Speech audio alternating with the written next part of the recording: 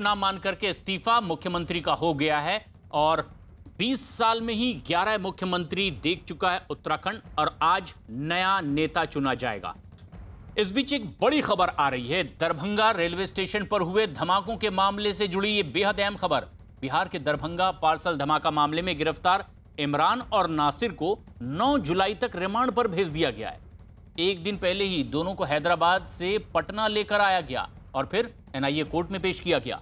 Court ने 7 दिन के रिमांड पर भेजे जाने के बाद दोनों आरोपियों को पटना के बेऊर जेल ले जाने के लिए कहा गया और वहां पर दोनों एनआईए की निगरानी में है इस वक्त। आज एनआईए की टीम दोनों से पूछताछ करेगी।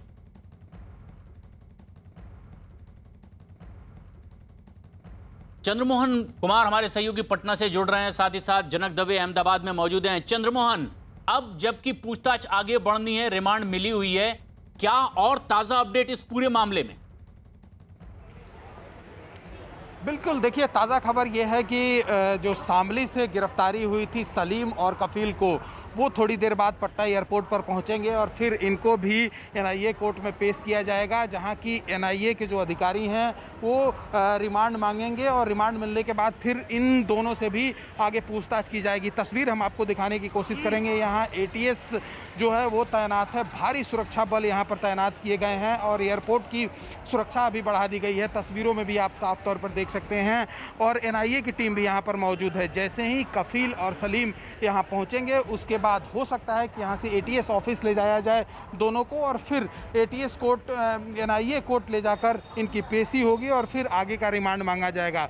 तो वहीं जो नासिर और इमरान हैं उनको आज एनआईए रिमांड पर आज से ले लेगी और उसके बाद उनसे भी पूछताछ की जाएगी। माना जा रहा है कि दरभंगा में जो ब्लास्ट हुआ था उसका मास्टरमाइंड सलीम है, जिनको पहले शामली में हिरासत में लिया गया था, उनसे पूछताछ की गई थी और उसके बाद इमरान को हिरासत में लिया गया, जिससे पूछताछ के बाद कई अहम खुलासे हुए और उसके बाद गिरफ्तारी के बाद कल एनआईए कोर्ट में पेश किया गया था और आज अब से थोड़ी देर बाद सलीम और कफील पटना एयरपोर्ट पर पहुंचेंगे, जिसके बाद उनको और इनसे पूछताछ लगातार अब आगे बढ़ेगी। जनक दवे हमारे सहयोगी अहमदाबाद से लगातार हमारे साथ बने हुए हैं।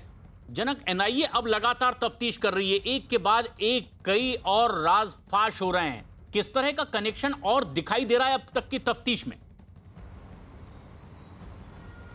देखिए, ये तो बिल्कुल साफ हो गया है कि लश्कर की एक साजिश थी और लश्कर का जो हैंडलर है, जो भारत के जो ऑपरेशन देख रहा है, वो इकबाल खाना और राशिद खाना, ये दोनों जो व्यक्ति हैं वो इन दोनों को, चाहे वो सलीम की बात हो या उसके बेटे कफील की बात हो या फिर इमरान और नासिर की बात हो, ये चारों को बाकायदा वहाँ से इंस्ट्रक्शन दे रहे थे।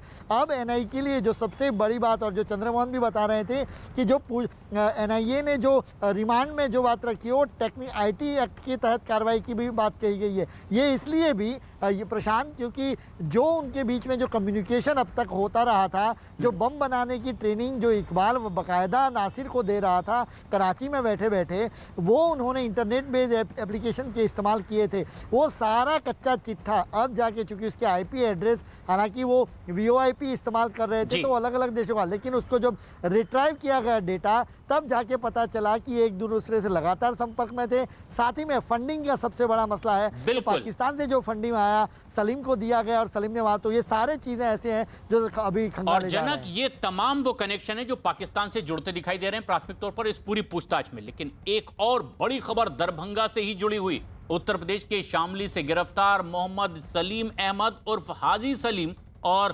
कफील को आज पटना के एनआईए कोर्ट में पेश किया जाएगा। न्यूज 18 के चंद्रमोहन कुमार की खबर है कि एक दिन पहले ही यूपी के शामली से सलीम और कफील को गिरफ्तार किया गया है और सूत्रों के मुताबिक जांच में पता यह चला है कि दोनों ही दरभंगा धमाके के मुख्य साजिशकर्ता थे। एनआईए कोर्ट से दोनों आरोपियों को रिमांड पर लेने की मांग भी करेगी।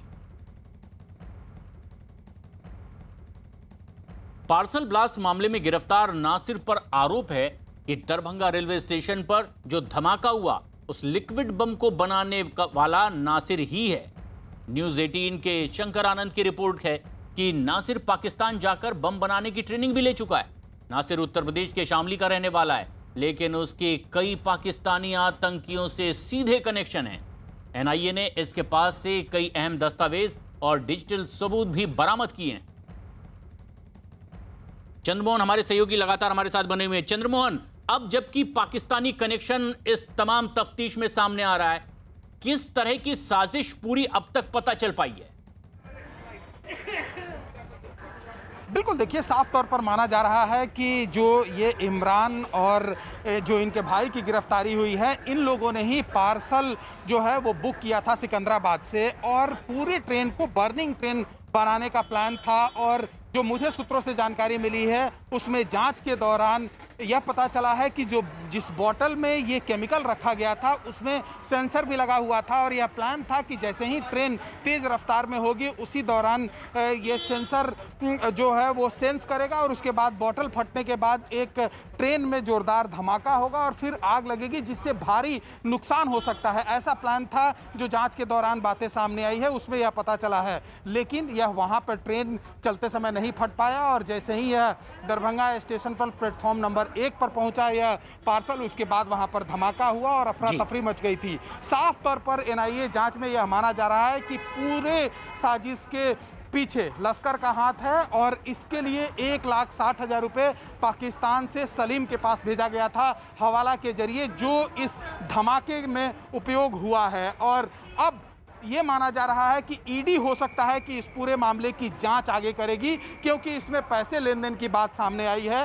तो जाहिर सी बात है, जांच जैसे जैसे आगे बढ़ रही है, तफ्तीश जैसे जैसे आगे बढ़ रही है, परत दर परत खुलासे हो रहे हैं, और नई नई जानकारियां भी सामने आती जा रही है इस पूरे मामले में। पाकिस्तान का कनेक्शन आतंकी संगठन लश्कर तैयबा से किस तरह से हेल्प मिलती रही है, और मनी लॉन्ड्रिंग का भी ये मामला। वहीं इस पूरे मामले में गिरफ्तार इमरान के बारे में भी अब अहम जानकारी हाथ लगी है। न्यूज़ 18 के शंकर आनंद की रिपोर्ट है कि एनआईए की जांच में यह पता चला है कि इमरान ने ही हैदराबाद में ट्रेन में बम रखा था, और इसके बाद इसमें धमाका हुआ था। इमरान भी उत्तर प्रदेश के शामली का ही रहने वाला है, और हैदराबाद में वो काम करता है।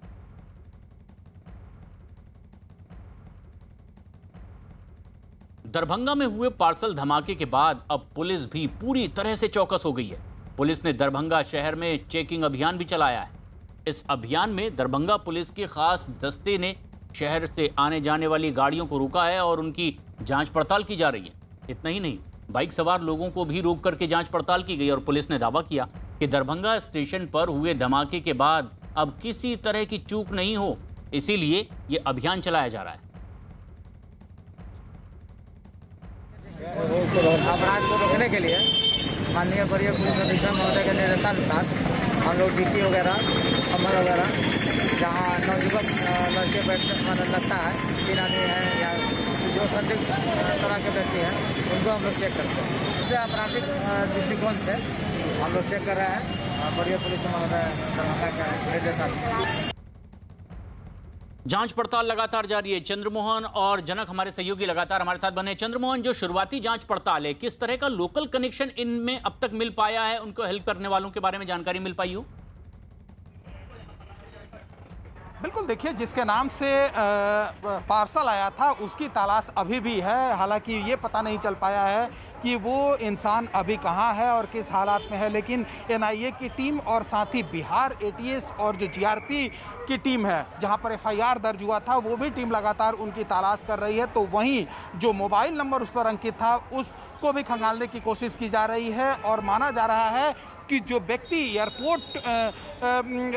एयरपोर्ट नहीं बल्कि जो रेलवे स्टेशन था वहाँ पर जो व्यक्ति सीसीटीवी फुटेज में देखा गया था, वो अंतिम बार उसका लोकेशन नेपाल बॉर्डर पर पाया गया था। ऐसे में वो व्यक्ति कहाँ पर है और वो नंबर कहाँ पर एक्टिव है, ये भी तलाशने की कोशिश की जा रही है। तो ऐसे में समझा जा सकता है कि जैसे जैसे जांच आगे बढ़ रही है, परत दर परत खुलासे हो रहे हैं, और अब इंतज़ार सलीम और कफील का है, जो दोनों लोग उत्तर प्रदेश से अभी यहाँ पर पटना एयरपोर्ट पर लाए जा रहे हैं, और यहाँ पर भारी सुरक्षा बल की तैनाती है। एटीएस की टीम यहाँ पर मौजूद है, एनआईए की टीम मौजूद है, और जैसे ही कफील और सलीम दोनों यहाँ पर पहुँचेंगे उसके बाद यहाँ से इनको कोर्ट ले जाया जाएगा। तो सीधे तौर पर जो दरभंगा स्टेशन पर ब्लास्ट हुआ था प्लेटफॉर्म नंबर 1 पर, उस समय सीसीटीवी में जो व्यक्ति था और उस समय ये प्रशासन भी मान रही है और साथ ही जो जांच एजेंसियां हैं वो भी मान रही है कि एक नंबर एक्टिव था जो तकरीबन 12 मिनट तक लगातार उस इलाके में कहीं बाहर बात कर रहा था और एक व्यक्ति वहां पर दिखा जो काफी बेचैनी में दिखा है, तो उसकी भी तलाश की जा रही है। जब उसकी गिरफ्तारी होगी उसके बाद यह साफ हो पाएगा कि क्या उसका आखिर उसका किस तरह का कनेक्शन इस पूरे मामले में है। लेकिन तफ्तीश आगे बढ़ रही है और आतंकी संगठनों से कनेक्शन इनका पता चला है।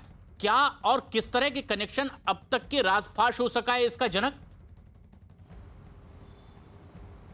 देखिए, अब देखना यही है, चूंकि ये बताया ये जा रहा है, एजेंसियों को जो शक है कि इनकी ये मंशा थी कि अगर इसमें ये कामयाब हो जाते हैं तो बिल्कुल इंडियन मुजाहिदीन का जिस तरीके से प्रशांत मॉड्यूल काम करता है, जैसे आपको पता है 2008 में जो अहमदाबाद में धमाके हुए उसके बाद अहमदाबाद क्राइम ब्रांच ने उस पूरे मॉड्यूल को तोड़ दिया था। वो चाहे पुणे मॉड्यूल हो, उत्तर प्रदेश मॉड्यूल हो, अलग अलग तरीके से ये मॉड्यूल वहाँ पर काम करते थे। तो उसको अगर इसमें सक्सेस होते हैं तो इसी तरीके से मॉड्यूल पर काम किया जाए, लेकिन पहले ही जो प्लान था वो पूरा तरह से विफल रहा और जो चारों लोग उनको लग रहा था कि वो शायद नहीं पकड़े जाएंगे, लेकिन CISL तेलंगाना की एक्टिवनेस के चलते इमरान और नासिर 2 पकड़े गए और उसके साथ ही काफिल और सलीम दोनों भी पकड़े गए। तो कुल मिला के जो लश्कर की साजिश की थी यहाँ पर बड़े पैमाने पर धमाका करके वहाँ पर हताहत करने की, वो कामयाब नहीं हो सकी और चारों के चारे सुरक्षा बलों की मुस्तैदी की वजह से आतंकियों की ये मंसूबे नाकाम हुए हैं। लेकिन तफ्तीश लगातार जारी है और इनकी हिस्ट्री भी खंगाली जा रही है। अपडेट्स आपसे भी लेते रहेंगे।